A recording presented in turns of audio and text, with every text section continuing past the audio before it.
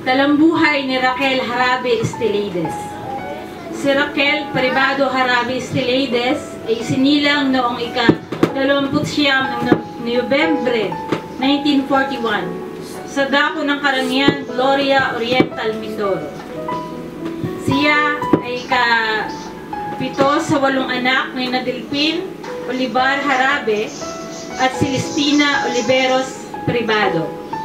Kapatid siya ni Celso Jarabe, Nelly Saway, Marakita Serra, Lubimin Himala, Liwanag Di Maala, Lea Jarabe, at Exnoni Ortiz. Nag-aral siya ng elementarya sa Bulbugan Elementary School. Nag-aral din siya sa Bansud Institute, pero hanggang 2nd year lang. Siya ay naging anak ng Diyos at nagpabautismo noong ika-5 December 1954. Siya ay naging masipag sa gawain ng kasama ang kanyang kapatid na si Lea Jarabe. Bilang kabataan at dalaga, mahilig siyang pumunta sa iba't ibang lugar. Tumira din siya sa kanyang mga kapatid at nag-alaga ng mga pamangkin. Naging asawa niya si Apolinario Castromero Estiliades na anak ni Modesto at Serela Estiliades. Si Itay Poli ay naging karpentero ng sambahan sa dako ng Karangian. Doon po sila nagtagpo. Kaya sila ay nagpakasal noong June 28, 1969. Bilang asawa, si Inay Raquel ay mapagmahal, ngunit hindi siya masyado showing. Sinisigurado niya na sa tuwing uuwi ang aming itay galing sa trabaho o sa pagtatry pagkain, siya rin ay malinis maglaba. Siya rin ang kauna-unahang nagtinda dito sa dako ng Karangian noon. Ang pagmamahalan ni Itay Poli at Inay Raquel ay binigyan ng 6 na anak. Sila ay sina Arlene na naging asawa, si Fernando Panding Maliksi. Sunod, ang kambal na sina Shelo at Runiel. Naging asawa ni Shelo si Jessie Villaverde. Nagkaroon naman si Runiel ng asawa sa katauhan ni Roselyn Briones at nagkaroon sila ng 2 anak na sina Maynard at Rashida May. Naging partner din ni Pacot si Edlin Garcia at nagkaroon ng anak na sina Cyril James, JC, Aaron James, O'Neal James, at Polly James. Puro James.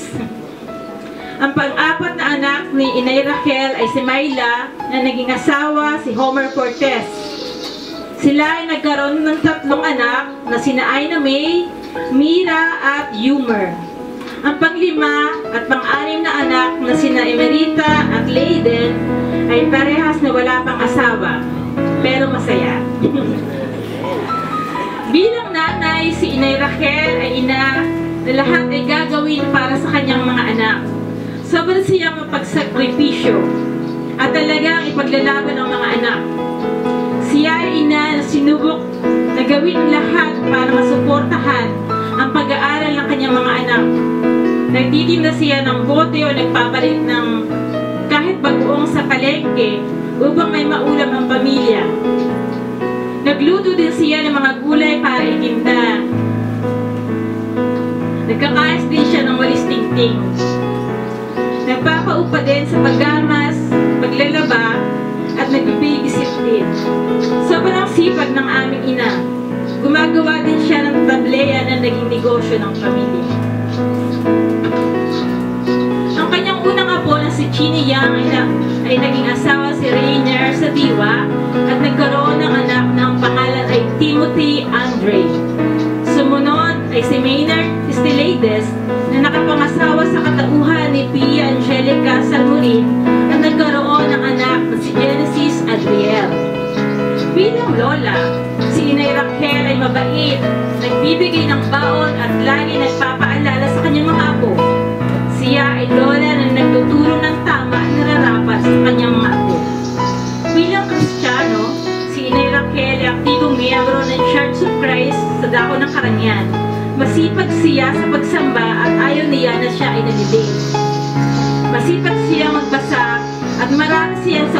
talata sa Biblia. Daig niya ba kami?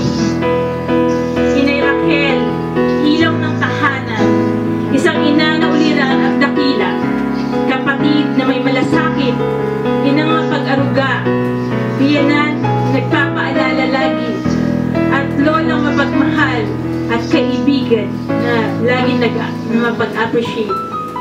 Inay, mamimiss ka namin. Ang legacy mo at pananampalataya ay aming mamahalin habang kami ay nabubuhay.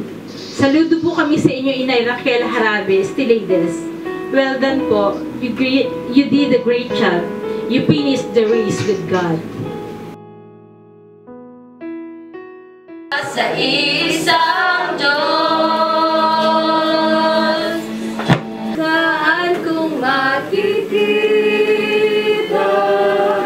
si Kristo, anong ganda, masaya ko siyang mamasa, nasa akin ang mata, lamig na lang sa amin ang iyong kapangyarihan, ibalas mo sa amin ang iyong kalwalhatian, hanggang ang aming kaluluwa'y mapuspos ang lubusan, at sa aming kalagitnaan bumaba ang kalangitan, dakilang iyong ngalan. Langit kong panalangin ay ang pagsako mo, kailanman di mamahalin ang apoy sa puso ko, habang may buhay,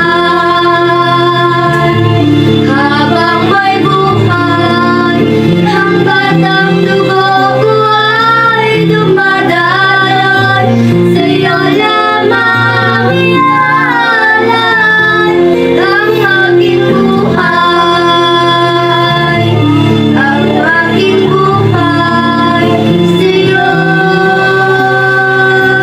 ibibigay. Pag-ibig na tagpuan ng iyong pag-ibig na dakila, doon sa krus ako'y iyong pinalaya. Church of Christ dito sa Karamihan. Dito po ay muli kong nakita si Sister Raquel. Siya po ay masugid at mahusay umalalay sa akin dahil sa tuwid po kami magkakasama, lagi po niya akong tinuturuan. Siya nagpapaliwanag sa akin sapagkat sabi ko, anong hirap punawain ng mga salita sa Biblia. Sabi niya, madali lang yan, basta't ikaw ay palaging mag-aaral, lagi kang makikinig at uunawain mo kung ano yung pinapaliwanag sa iyo. Ako po, inaharap ko po talaga. Lalayan ko po paligawan si Raquel. At ang gusto ko po, ako yung kanyang laging alagaan. Ayan. Ang mabuhay ay kay Kristo at ang mamatay ay pakinabang. Ang karangian po ay hindi na iba sa akin, ano po, kasi simula pa nung aking kabataan, ang mga Estrella Harabe ay madalas ko nang nakakasama doon sa mga gawain Estrella, ano po, sa mga gawain ng Panginoon nung panahon ng summer camp ng aming kabataan. Sila po yung aming nakakasama at ilan po sa kanilang mga anak ay kabats po rin sa summer camp. Hindi kita malilimutan, hindi kita pababayaan, nakabukid magpakailanman sa aking palad ang iyong pangalan.